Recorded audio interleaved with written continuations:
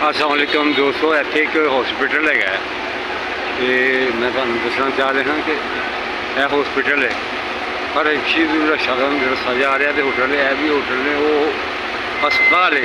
कोई बीमार हो बुखार हो तो उत्थे आके ना दवाई डॉक्टर बैठा तो लै सकता।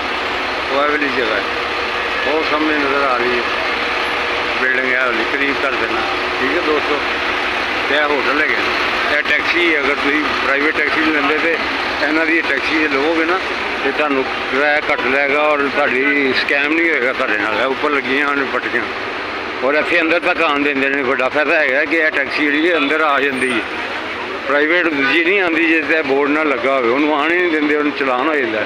लिहाजा जी टैक्सियां ने जिन्होंने पर लिखा उत्ते मक्का मुकरमा ये जी टैक्सियां अंदर आ जांदियां। यह क्लॉक टावर है दोस्तों, यह क्लॉक टावर है। यह बिल्डिंग होटल ने इतने बेशुमार होटल ने मुख्तलिफ किस्म के सस्ते भी महंगे भी। अल्लाह खुश रखे।